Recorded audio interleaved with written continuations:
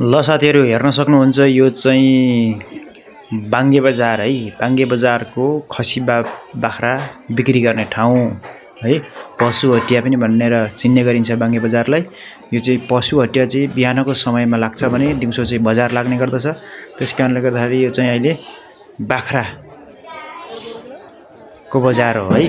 बाख्राको बजार है, बाख्रा बेच्ने ठाउँ, किन्ने अथवा बेच्ने ठाउँ है यो चाहिँ। त्यसपछि हामी अर्को ठाउँमा तपाईहरुलाई देखाउने छौं।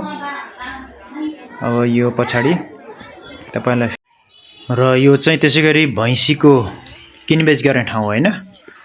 फाल्टै छ, भैँसीको फाल्टै छ, गाई वस्तुको फाल्टै छ हैन। तपाईको गोरुको फाल्टै हुन्छ, बाख्राको फाल्टै हुन्छ। त्यसैगरी यो चाहिँ भैँसीको किनबेच गर्ने ठाउँ हो। यो चाहिँ यस्तै छ ल साथीहरु है। पाडा पाडीदेखि लिएर सबै चीजहरु चाहिँ यहाँ पाइन्छ।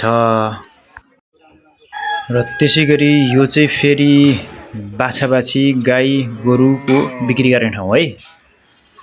यो चाहिँ ल हेर्न सक्नुहुन्छ तपाईले।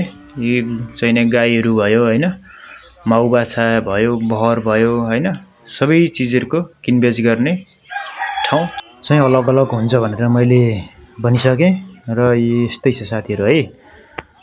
विशेष गरेर बाङ्गेलाई चाहिँ पशु हटिया भनेर पनि चिन्ने गरिन्छ।